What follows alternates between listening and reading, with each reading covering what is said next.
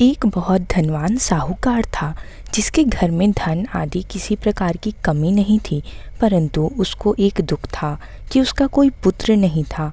वह इसी चिंता में रात दिन रहता था और वह पुत्र की कामना के लिए प्रति सोमवार को शिव जी का व्रत और पूजन किया करता था तथा सायंकाल में शिव मंदिर में जाकर के शिव जी के श्री विग्रह के सामने दीपक जलाया करता था। उसके इस भक्ति भाव को देखकर एक समय श्री पार्वती जी ने कहा, शिव जी महाराज, यह साहूकार आपका अनन्य भक्त है और सदैव आपका व्रत और पूजन बड़ी श्रद्धा से करता है, इसकी मनोकामना पूर्ण करनी चाहिए। तब फिर शिव जी ने कहा, हे पार्वती, यह संसार कर्म क्षेत्र है। जैसा किसान खेत में जैसा बीज बोता है वैसे ही फल काटता है, उसी तरह इस संसार में जैसा कर्म करते हैं वैसा ही फल भोगते हैं।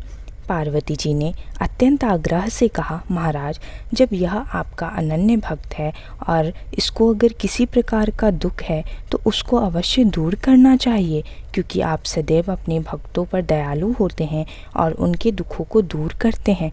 यदि आप ऐसा नहीं करेंगे तो मनुष्य आपकी सेवा तथा व्रत क्यों करेंगे? पार्वती जी का ऐसा आग्रह देख शिव जी महाराज कहने लगे, हे पार्वती, इसका कोई पुत्र नहीं है, इसलिए यह चिंता में अति दुखी रहता है। इसके भाग्य में पुत्र ना होने पर भी मैं इसको पुत्र प्राप्ति का वर देता हूँ, परंतु यह पुत्र केवल 12 वर्ष तक जीवित रहेगा। इसके पश्चात वह मृत्यु को प्राप्त हो जाएगा। इससे अधिक मैं और कुछ इसके लिए नहीं कर सकता। यह सब बातें साहूकार सुन रहा था। इससे उसको ना कोई खुशी हुई और ना ही कुछ दुख हुआ। वह पहले जैसा ही शिवजी महाराज का पूजन करता रहा। कुछ काल व्यतीत हो जाने पर साहूकार की स्त्री गर्भवती हुई और उसने 10वें महीने उसके गर्भ से अति सुंदर पुत्र की प्राप्ति हुई। साहूकार के घर में बहुत खुशी मनाई गई, परंतु साहूकार ने उसकी केवल 12 वर्ष की आयु जान कोई अधिक खुशी प्रकट नहीं की और ना ही किसी को भेद ही बताया। जब वह बालक 11 वर्ष का हो गया तो उस बालक की माता ने उसके पिता से बालक के विवाह की बात की। तब वह साहूकार कहने लगा कि अभी मैं उसका विवाह नहीं करूँगा, अपने पुत्र को काशी पढ़ने के लिए भेजूँगा। फिर साहूकार ने अपने साला अर्थात बालक के मामा को बुला उसको बहुत सा धन देकर कहा, तुम बालक को काशी पढ़ने के लिए ले जाओ और रास्ते में जिस स्थान पर भी रुको वहाँ यज्ञ करते हुए तथा ब्राह्मणों को भोजन कराते हुए जाना। वह दोनों बिल्कुल ऐसा ही करते हुए निकल पड़े। रास्ते में वह एक नगर में पहुँचे। उस शहर में राजा की कन्या का विवाह था और दूसरे राजा का लड़का जो विवाह करने आया था वह एक आँख से काना था। उसके पिता को इस बात की बड़ी चिंता थी कि वह वर को देख कन्या के माता पिता इस विवाह में कोई अड़चन पैदा ना कर दें। इस कारण जब उसने अति सुंदर सेठ के लड़के को देखा तो मन में विचार किया कि क्यों ना दरवाजे के समय इस लड़के से वर का काम चलाया जाए। ऐसा विचार कर वर के पिता ने उस लड़के और मामा से बात की तो वे राजी हो गए। फिर उस लड़के को वर के कपड़े पहना तथा घोड़ी पर चढ़ा दरवाजे पर ले गए और सब कार्य प्रसन्नतापूर्वक पूर्ण हो गया। फिर वर के माता पिता ने सोचा कि यदि विवाह का कार्य भी इसी लड़के से करा लिया जाए तो क्या बुराई है। ऐसा विचार करके लड़के और उसके मामा से कहा, यदि आप फेरों और कन्यादान के काम को भी करा दें तो आपकी बड़ी कृपा होगी और मैं इसके बदले में आपको बहुत धन दूंगा। तो उन्होंने इस प्रस्ताव को स्वीकार कर लिया और विवाह कार्य भी बहुत अच्छी तरह से संपन्न हो गया। परंतु जिस समय लड़का जाने लगा तो उसने राजकुमारी की चुनरी के पल्लू पर लिख दिया कि तेरा विवाह तो मेरे साथ हुआ है, परंतु जिस राजकुमार के साथ भेजेंगे वह एक आँख से काना है और मैं काशी पढ़ने जा रहा हूँ। लड़की के जाने के बाद जब उस राजकुमारी ने अपनी चुनरी पर ऐसा लिखा पाया तो उसने राजकुमार के साथ जाने से मना कर दिया और कहा कि यह मेरा पति नहीं है, मेरा पति तो काशी में पढ़ने गया है। यह बात सुनकर राजकुमारी के माता पिता ने अपनी कन्या को विदा नहीं किया और बारात वापस चली गई।